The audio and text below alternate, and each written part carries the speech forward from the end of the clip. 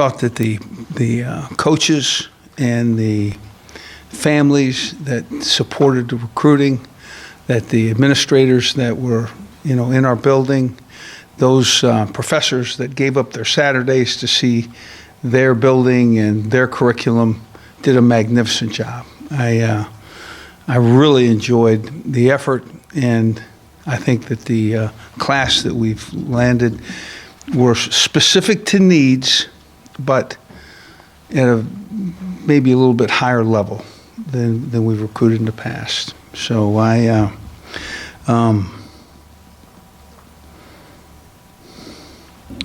we're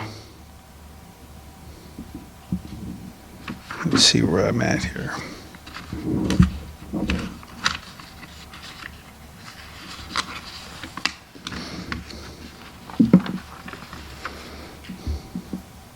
Yeah, so here's the breakdown. The opportunity to have we're going to lose a ton of receivers this year, okay? And then having a good 7-man receiving class brings them in, allows them to improve, and puts them in a position so that when we go to the field, a year from now, certainly, that these guys will play big roles. We got 5 of the needed 5 in the offensive line. And, the guys were athletic and what we needed. We have left tackle to replace. We have a veteran offensive line now, so we're going to have big classes in the offensive line. That is a big class. Cornerbacks, we lost 5. We took 5. And the need there certainly is met. We were very fortunate to get Karan Prunkney and Jacoby Bryant and really the entire group. They're all very talented corners. And defensive line, we took 3, and they're quality 3. Keenan Caldwell, Clinton Anacru, and Caleb Taylor. Those 3 guys. Caldwell's going to be a nose tackle. The rest of those lads are going to be defensive ends that can move. So then we took 3 linebackers and 2 tight ends. We think Will Huggins will be very good. We think Trevor Cardell will be a tremendous receiver. And Jalen Daniels at quarterback, a guy that can run and take hits and yet just really dominates a game. Going to be a great team player. And Daniel Highshaw, who was the player of the year in the state of Oklahoma, and very talented running back. So I think he'll have opportunities to touch the ball in a number of ways. So excited about the new staff that we had. Again, I think that they jumped in there. What happens when you have these analysts in the backdrop and you've had guys that have gone onto the field and understand how to go onto the field, that is the great place to bring and hire from. In other words, here you've got a guy that's trained in your information. He's a very fine coach because you've been with him, you know who he is, and now you have a loss at a spot, and you can immediately replace it. I think that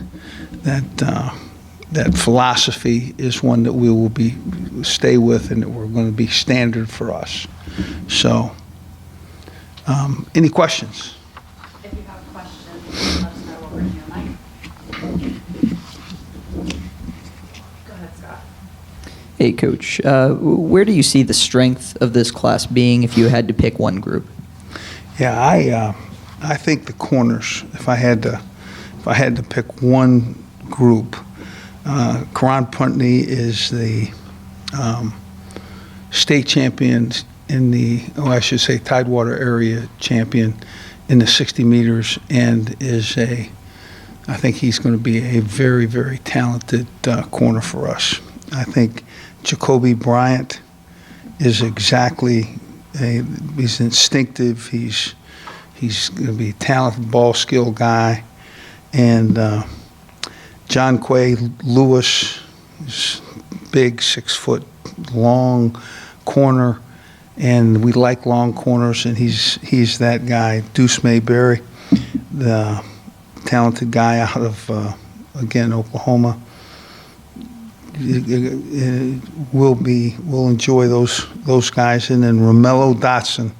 Romello Dotson is a guy that's got ball skills and speed, and so many times you get a corner in a position to make a play, and he doesn't squeeze it. This guy's got unbelievable ball skills, and he'll make plays. I mean, he's the best player on their team, and they played offense with him too. So he played both ways. Just so, I like that group. I think that group will help us right away. And then on Jacoby's recruitment, he obviously backed off his pledge about a week and a half ago, then ends up with you guys. Can you just take us through that recruitment and landing him on signing day? Well, we had good knowledge there, and we stayed with him the entire time. And he's a guy that we came in on late, and yet we knew him, but we got freed for a scholarship, and that made it all kind of work. So. Yeah, and he's instinctive, and again has ball skills. I mean, this has been the kind of class that we've needed. Now, you're going to really know about this entire class in about 2 years, right? That guy had a great career. That guy's coming. And that's just the way it is. But we have speed and size and ball skills, guys that have played, understand the position.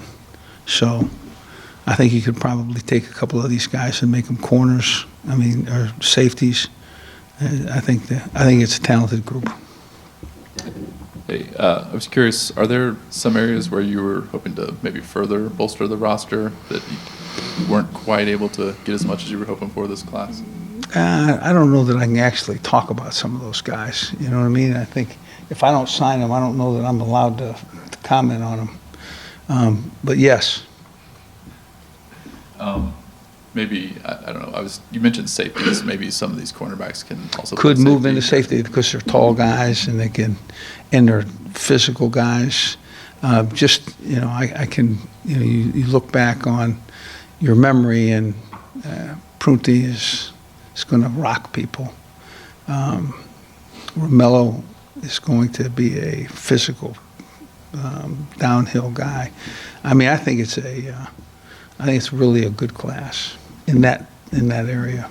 So I wonder, generally speaking, could you maybe comment on, were you hoping to maybe bring in a veteran or more experienced quarterback as a transfer, that type of thing?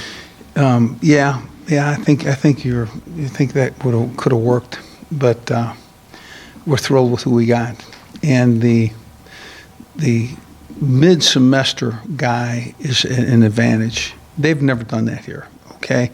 And the only thing that I'm saying is that you get a guy on campus now, he goes through spring, he gets used in the weight room, and then he has a summer to do the exact same thing, and then a camp position. So these guys who are on campus now get the opportunity to really improve. And I think it's seven guys that are mid-semesters, and they're all high school guys. Now that's not been done. Okay, we're using a time frame for a high school player to come in early, get on board, have a nice introduction to what is academics, the weight room, weight strength area, and our kids have already, on their own, gone into the indoor and went to playing 7-on-7. So it's really an acclimatization, if you will. I mean, it gets them on campus. They know where to go. The academic center is right there. And now some of your better, your most skilled kids are playing and making significant gains. So having them on campus early and having them be a part of that production just allows you, when you get to the fall, these guys they're not playing as, first semester freshmen that they are. They're playing as sophomores. So. Kirby? Les, I had 2 questions. Number one, Keenan Caldwell, he wasn't able to visit in December because his team was playing in the Louisiana State Championships. I want to know if you could talk about him because he's your really only big-body D lineman.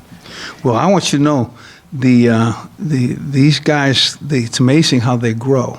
Okay, I mean this Clinton Nikaru is a guy that's 6'2", but wide as he is tall, and weighs 250, 260, and will eventually be a big, strong man.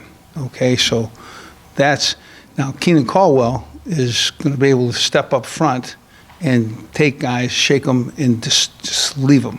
Okay, Clinton is going to be able to take an edge on a tackle and get to that quarterback. So he is a great pass rush guy. So we need different guys. One guy needs to be a big, strong block, right? And he needs to initially start at that center spot and strike him, get him behind, play knockback football. And then these other guys get the opportunity where the interior, and then you're just talking about pass rush, you push, and then you let guys, come off the edge like Clinton, you're going to have a good defense. And then the guys that we already have on our campus right now, the improvement that they can make, and then with these guys to be in a backup position almost and ready to go right away because they were here early. And then last question, I can't remember the last time I've seen a class of nothing but just freshmen. Is that something that you guys set out to do and talked about? It's an interesting thing. You get to a point and you say, can I recruit better in the next year? Okay, let's hold the scholarship and let's recruit next year with that scholarship. Well, you might say yes, but when you say, that high school player shows up on your campus and you get to introduce him to the weight room and you get to see how he grows and you have an extra semester in front, now you say, boy, he's probably going to be 270, he's 275, he's going to be fast because he's athletic as sin. So what you have is an advantage. The advantage is getting them on your campus and go like heck and leave that scholarship in your pocket. Spend it and keep them on campus and let next year be next year. Kevin? Hey, Coach, and Mr. Kirby just stole my last question there, so let me change it a little bit. Describe maybe. Good job. Anytime you can steal another Good guy's one. question. Let me know next time, would you? Just let me know next time. It's like getting the ball twice, Hey, for you, since you came in, kind of late in the game last year as far as recruiting goes, what was the biggest difference for recruiting a class like this where you've less been here the whole year as opposed to last year where you're jumping in pretty late? Yeah, I think our staff, I think having really this class is a view of how your staff can recruit. And it's a new staff. There's some new guys. And they did a magnificent job. They worked together. And the good news is that those guys in the back wall, those recruiting specialists, those analysts, that they do a great job teeing it up for you. Okay, you walk in, you say, okay, this is Oklahoma's guys, this is Kansas guys, this is, and right on through. okay? And then now you can direct them, and you're into the recruiting game in a high-powered way. You know what I mean? You're in it and going. And the analysts that are sitting on the wall that are now, you know, a part of our staff, they already knew what was going on. They understood what to expect. They knew how we were going to recruit, and it made a difference. It really did. So